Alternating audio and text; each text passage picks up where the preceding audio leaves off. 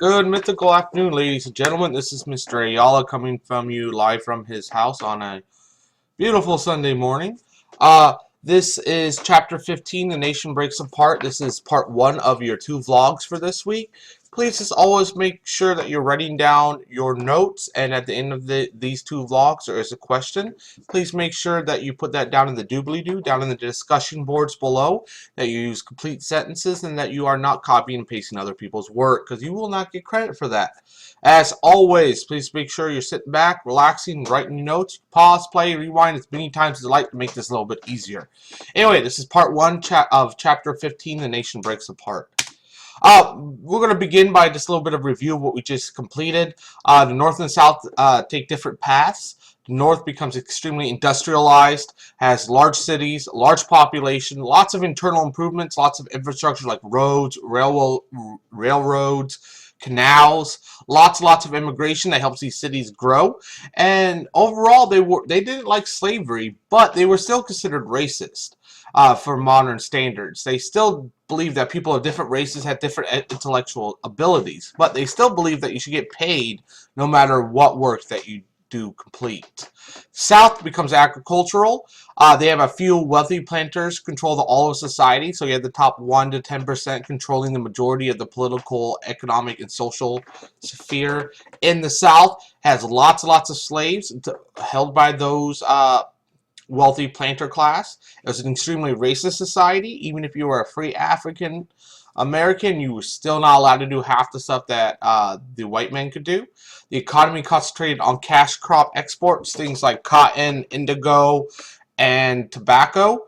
Have very few internal improvements, very few railroads, about not even half of what the North had, and had a large economic disparity between the very wealthy, the middle class, and the low class. The economic disparity was extremely large. It's about as large as it is today. Actually, today is actually larger than it was back then. The wealthy today have a much larger amount of our wealth in the United States versus the middle or lower classes. So we get to the compromise of 1850. And if you remember, we just reviewed the Mexican-American War, and the main idea is, what do we do with these new territories that we gained from Mexico? Senators Henry Clay from Kentucky and Stephen A. Douglas from Illinois led the charge for compromise. And there was 2 major provisions that were written in this compromise. The first one was for the North. California becomes a free state, while D.C. will outlaw the slave trade. So they get those 2 major provisions. While the South, they get that Congress will not pass banning slavery in the new territories. That would be up to the territories themselves.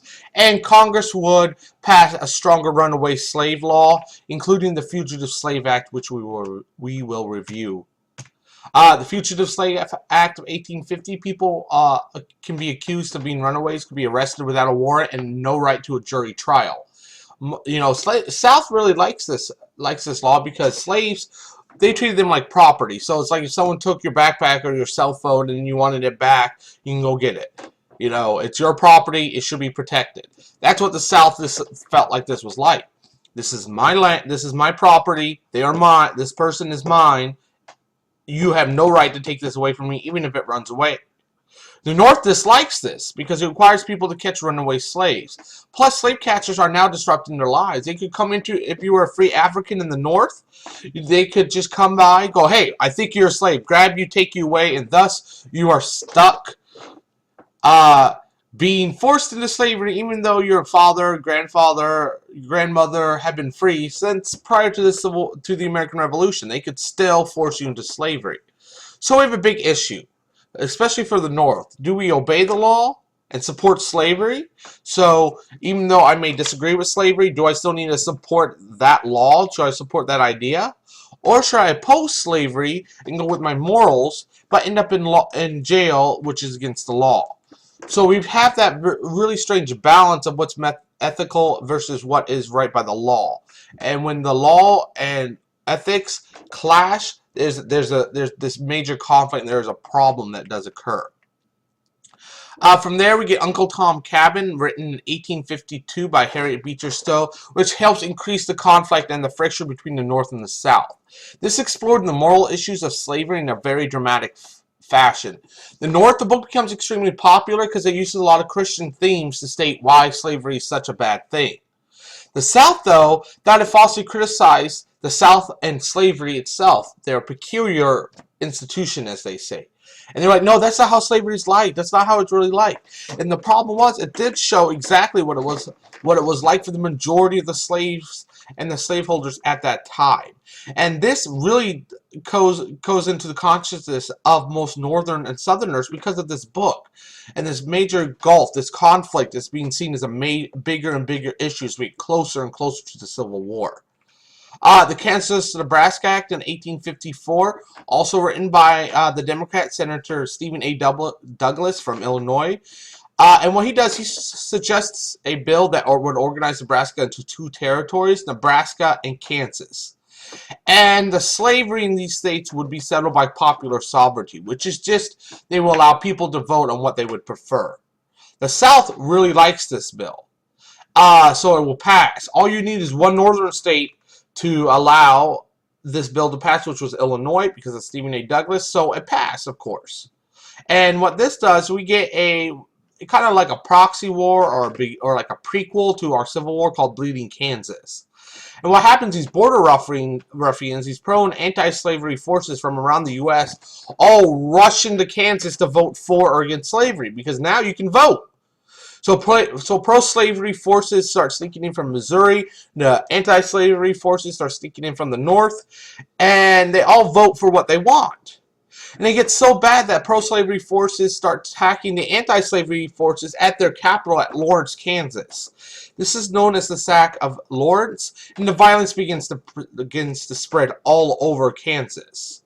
It even spreads all the way to Congress, where an abolitionist senator, Charles Sumter, he does a speech in Congress where he states that you cannot be Christian and pro-slavery at the same time, because if you are preaching love and equal under the eyes of God, how can you allow slavery to continue? How could that happen? And he made so many Southerners so angry that the next day they literally locked him inside of his office and beat him with a cane. So because of the conflicts occurring in Bleeding Kansas, including a guy named John Brown, which we'll review a little bit later, and the beating of Charles Sumter, becomes a rallying cry for this brand new Republican Party that develops. The Republican Party itself was created to fight against slavery. It was created to fight against the problems started with the KansasNebraska Act, and to give the abolitionists a voice in our government.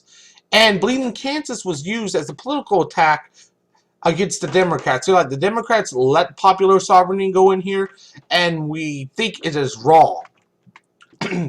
So the election of 1856 states the founder of the Republican Party and leader of the Bear Flag Revolt in California, John C. Fremont versus James Buchanan, the Democrat. Buchanan wins and becomes the 15th president. Because what happens is that Buchanan wins all the South and part of the North, while John C. Fremont only gets parts of the North. So it still shows that slavery is the main decisive issue. Buchanan, you know, it's kind of one of those guys who just sit on a hand, he'll disagree but won't do anything about it. And that's a major problem. Buchanan is known as historians as the worst president of all time because he allowed the Civil War to start. You know, he did nothing about it. And then let's add more fuel to the fire with Dred Scott v. Sandford. So what happened, there was a slave named Dred Scott, and his owner brought him to the north, and his owner died. So he's like, cool, I'm in a northern state where there is no slavery. I should be free. It goes to the Supreme Court. Chief Justice Roger B. Taney ruled against Scott, saying he was not a U.S. citizen. He was a piece of property, so he can't sue. Your pencil or your desk can't sue you, or your, Siri from your cell phone can't sue you and say, hey, he throws me around. You're a piece of property. You have no right to sue.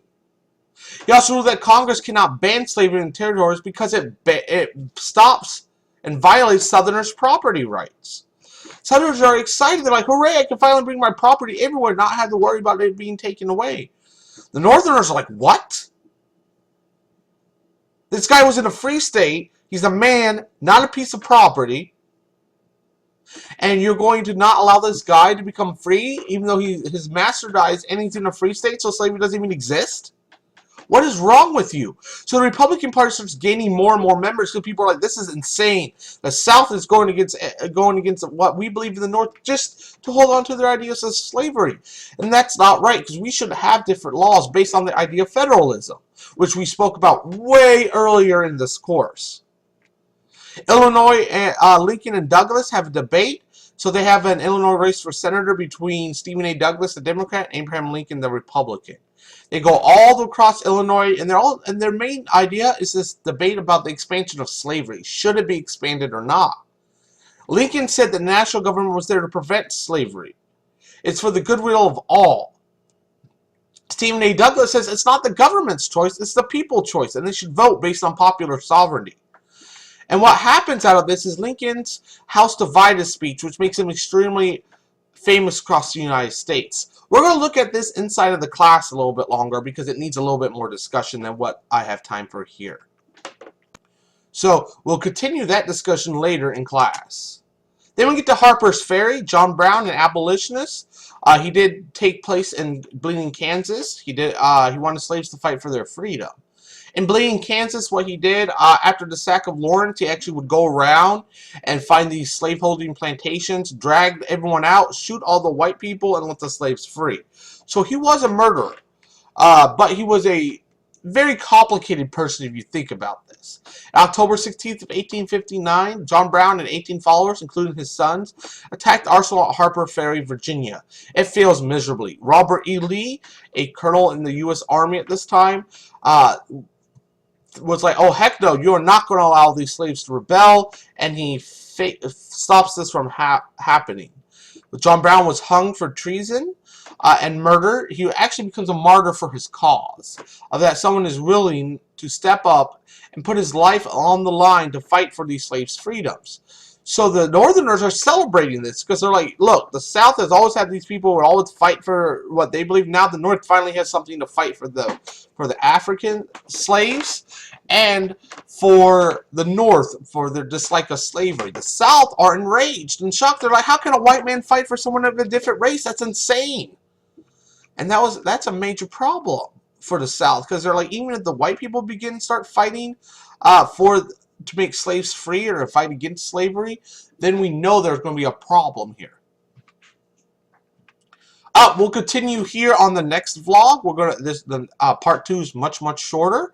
As always, please make sure that you do complete vlog number 2. You write down your notes so that you can all this information down.